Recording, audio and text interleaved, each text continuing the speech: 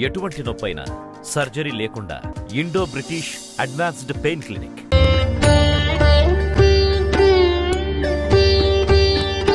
అసలు మోక్షం అంటే ఏమిటో ముందు మనం తెలుసుకుంటే అది అర్థమైతే మన మోక్షం కావాలవుతో తెలిసిపోతుంది.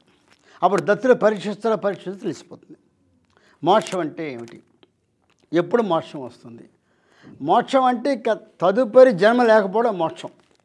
ఇది ఆఖరి జన్మ, ఈ తర్వాత ఇక మళ్ళీ జన్మను ఎత్తవలసిన అవసరం లేదు. జన్మ ఎత్తకపోతే ఆత్మ ఏమైపోతుంది, పరతత్వంలో కలిసిపోతుంది, పరమాత్మలో కలిసిపోతుంది. ఏ పరమాత్మని చేతే ఈ ఆత్మ వచ్చిందో తిరిగి అదే పరమాత్మ, ఈ అన్ని జ్యోతులు కూడా పరంజ్యోతిలో కలిసిపోవడమే మోక్షం. ఆ స్థితి ఎప్పుడు వస్తుంది, అసలు శరీరం ఎలా ఏర్పడుతుంది, జన్మలు ఎలా వస్తాయి? మనకి 3 రకాల కర్మలు మనం వెంటాడుతూ ఉంటాయి. 1 ప్రారబ్ధ కర్మ, 2 సంచిత కర్మ, 3 ఆగామి కర్మ. ప్రారబ్ధ కర్మ అంటే అనేక జన్మల్లో మనం చేస్తున్నటువంటి పాప పుణ్యాలు ఆ జన్మలో అనుభవించలేకపోతే మిగిలినవన్నీ కూడా ఆ బ్రాడ్ ఫార్వర్డ్ అంటాం మనం మన కామర్స్ లాంగ్వేజీలో. అవన్నీ బిఎఫ్ బ్రాడ్ ఫార్వర్డ్ అవుతూ ఉంటాయి, అంటే అవన్నీ కూడా జమ అయ్యి వస్తూ ఉంటాయి. ప్రారబ్ధ కర్మ, సంచిత కర్మ, ఈ జన్మలో మనం చేసుకున్నటువంటి పాప పుణ్యాలు ఇవన్నీ కూడా సంచితం అవుతాయి. అంటే గత జన్మలుగా మనం వస్తున్నటువంటి కర్మలు, ఈ జన్మలో చేస్తున్నటువంటి పాప పుణ్యాలు ఇవన్నీ కలిసి అనుభవించడం మొదలుపెట్టాలి. జీవుడు అనుభవిస్తుండాల్సిందే. ఆగామి కర్మ అంటే ఇటుపైన మనం చేయబోయేటువంటి పాప పుణ్యాలు, అది మన చేతుల్లో ఉంది.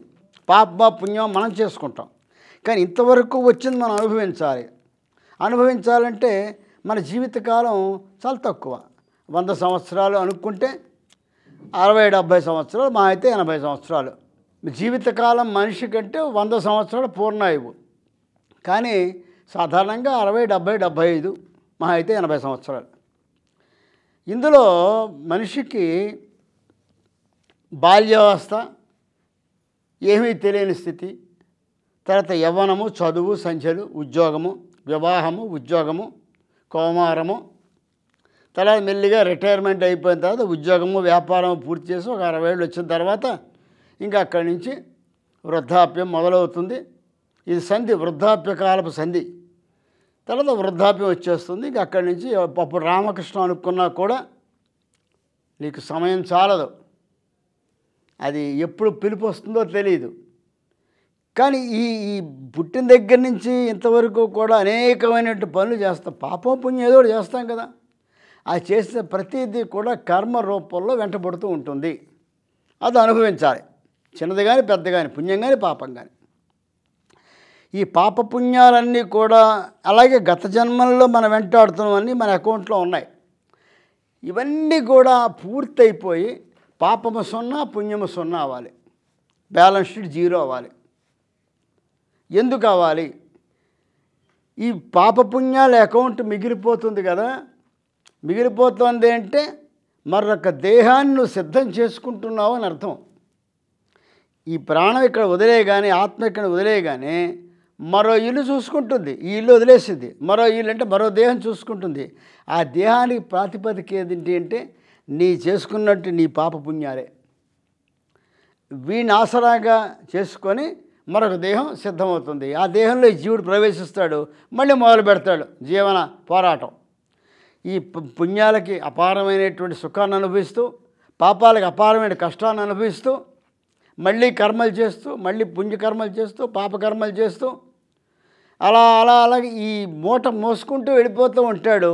తర్వాత దేహం తయారైపోతూ ఉంటుంది. అలా జన్మలు ఎత్తుతూనే ఉంటాడు. అది మానవ జన్మ కావచ్చు, పశుపక్షాదులు కావచ్చు, క్రిమికీటకాలు కావచ్చు, తరుగుల్మాలు కావచ్చు, ఏదైనా కావచ్చు. ఒక ఉత్తమమైన జన్మ రావచ్చు, నీచమైన జన్మ రావచ్చు, చెప్పలేం. నీ చేసిన పాప పుణ్య కర్మల యొక్క ఫలితాన్ని బట్టి నీ దేహం ఆధారపడి ఉంటుంది. మరి ఇవేమీ లేకుండా 0 అవ్వాలంటే అసలు పాపాలు చేయకూడదు, పుణ్యాలు చేయకూడదు, పాపం ఏమీ చేయకూడదు. ఏమీ లేని స్థితికి రావాలంటే ఆ కర్మల యొక్క ఫలితం అంతా అనుభవించవలసిందే. పాప పుణ్య కర్మల ఫలితాన్ని సంపూర్ణంగా అనుభవించి అప్పుడే ఇక అనుభవించడానికి పాపం లేదు, పుణ్యం లేదు అనుకున్నప్పుడు, ఏమీ లేనప్పుడు నీకు దేహమే లేదు. పుణ్యమా 0, పాపమా అన్నీ అనుభవించాం, అన్ని సుఖాలు అనుభవించాం, అన్ని కష్టాలు అనుభవించాం. ఇంకా మన బ్యాలెన్స్ అకౌంట్ అంతా 0 అయిపోయింది. Balance sheet 0, no assets no liabilities అయిపోయాయి. అప్పుడు ఏమవుతుంది? ఇక మరో దేహం కావాలంటే కనీసం ఇంత కొసర పుణ్యమన్నా ఉండాలి. అది ఇది ఏమీ లేనప్పుడు, ఇంకా దేహము లేనప్పుడు దేహాంతములు ఏమైపోవాలి? ఆత్మ పరమాత్మలో కలిసిపోవాలి. అంటే తిరిగి రానక్కర్లే స్థితి చేరిపోవాలి. దాన్నే మోక్షం అంటారు. మరి ఆ మోక్షాన్ని మనం ఇప్పుడు కోరుకున్నాం అనుకోండి, నాకు మోక్షమే కావాలి అని కోరుకున్నాం అనుకోండి, మోక్షం కోసమే దత్తుని కోరుకున్నాం అనుకోండి, ముందుగా దత్తుడు పడనివ్వడం. ఎందుకంటే అంత తొందరగా దత్తుడు చిక్కడు. సులభ సాధ్యం అంటే సులభ సాధ్యుడే, కానీ ఇటువంటి విషయాలు చిక్కడు. నాకు మోక్షం కావాలి అనేటువంటి స్థాయికి చిక్కడు. ఎందుకంటే నీ యొక్క చిట్టా అంతా ఆయన తెలుసు కాబట్టి. కాదు కూడదు గట్టిగా పట్టుపట్టి ఏమైనా సరే నా మోక్షమే కావాలన్నాం అనుకో, అప్పుడు ఆయన పెట్టేటువంటి పాపపుణ్యముల యొక్క అనుభవం అంతా కూడా అనుభవించడం సిద్ధంగా ఉండాలి. నిన్ను మహారాజుని చక్రవర్తిని చేసేస్తాడు, నీ పుణ్యం అయిపోయింది, అతను తొక్కేస్తాడు. పాపకర్మలు క్షయమయ్యే వరకు. లేదా పాపాలన్నింటి భరించేయమంటాడు, మొత్తం అతపాతానికి వెళ్ళిపోతావు, అతి హీనమైనటువంటి స్థితికి వెళ్ళిపోతావు, అత్యపారమైన రోగాలు చుట్టుముట్టేస్తాయి, బతుకు వృధా అనేటువంటి స్థాయికి వచ్చేస్తాం. తర్వాత ఎప్పుడో పుణ్యరాశి మొదలవుతుంది, పాపాలు పోయి పుణ్యాలు మొదలవుతాయి. ఒక్కసారిగా నీలో ఉన్న అపారమైన మార్పు వచ్చేసి పెద్ద చక్రవర్తి అయిపోతావు, ఏదో ఒక ఉన్నతమైన స్థాయికి వెళ్ళిపోతావు. పుణ్యకర్మలు అంతా 0 అయిపోవాలి. అయ్యే వరకు కూడా నిన్ను అటు ఇటు 2 పక్కలా కూడా ఆయన చేయవలసినటువంటి కార్యక్రమాలు చేసేస్తాడు. ఆ పాప పుణ్యకర్మని కూడా నువ్వు అనుభవించేలా చేసేస్తాడు. కాబట్టి మరి తట్టుకోవాలి, తప్పదు. మోక్షం కావాలంటే అవన్నీ తట్టుకోవాల్సిందే, మరో దారి లేదు. కానీ మనం ఎవరూ కూడా మోక్షం కోరం కదా. సాధారణంగా దేవుణ్ణి ఏం కోరుతాం మనం? మహా అయితే ఏదో కాస్త ఆర్థిక ఇబ్బందుల్లో ఉన్న స్వామి కొంచెం ఈ ఇబ్బందులు బయటపడాయి అని కోరుతాం. లేదా పిల్లలు పెళ్ళి అవటం లేదు స్వామి, ఎన్ని సంబంధాలు అవటం లేదు, ఏదో కొంచెం దయచేసి ఆ అమ్మాయికి పెళ్ళి అయ్యేలా ఆశీర్వదించు, అనుగ్రహించమని కోరుకుంటాం. లేదా ఉండడానికి సొంత ఇల్లు లేదు స్వామి, ఇల్లు కట్టుకుంటాను, దానికి కొంచెం అనుగ్రహించమని కోరుకుంటాం. లేదా ఇలాగే జీవితంలో మనం ఇంతకంటే మన పెద్ద కోరికలేం కోరం. ఇవన్నీ స్వామి దృష్టిలో చాలా చిన్నవి. వీటి కోసం నేను ముక్కలుగా కోసి పరీక్షించవలసిన అవసరం స్వామికి లేదు. నీ యొక్క పుణ్యకర్మలను బట్టి పాపకర్మలను బట్టి ఆయన వెంటనే అనుగ్రహించేసుకుంటూ వెళ్ళిపోతాడు. నీకేం వాళ్ళు ఇచ్చుకుంటూ వెళ్ళిపోతూ ఉంటాడు. ఎందుకంటే ఎలాగ మనం అనిపిస్తాం మరో దేహంలో, ఇబ్బంది లేదు. కాబట్టి మనం ఎలాగా అంత నాకు మోక్షమే కావాలి అనేటువంటి పట్టుదలగా సామాన్యులైనటువంటి మనం కోరం కాబట్టి ఆయన నిన్ను కష్టపడాల్సిన అవసరం లేదు. కొంచెం మా వంటి వాడు ఉన్నాం అనుకోండి, కొంచెం ఆ తత్వజ్ఞానంలో ఉన్నటువంటి వాళ్ళుగా ఉన్నట్లయితే ఏం కోరుకుంటారంటే, స్వామి నాకు ఇవేం అక్కర్లేదయా, నీ కృపంటే చాలు, నిన్ను నమ్ముకుంటూ నిన్ను మర్చిపోకుండా నువ్వు నన్ను మర్చిపోకుండా ఉండేలాగా ఎన్ని జన్మలు ఎత్తినా సరే నువ్వు నన్ను మర్చిపోకుండా చూడు, నేను నిన్ను మర్చిపోకుండా చూడు. నేను నిన్ను మర్చిపోయి నువ్వు నన్ను మర్చిపోకు, నన్ను నిరంతరం కాపాడుతూ ఉండు, ఉత్తమమైన జన్మ ప్రసాదించు స్వామి అని కోరుకుంటాం. నేనైతే అదే కోరుకున్నాను, అంతే కోరుకుంటాం. అంతకంటే నా మోక్షం అని కోరుకోం. అది స్వామికి అతి స్వల్ప కార్యము.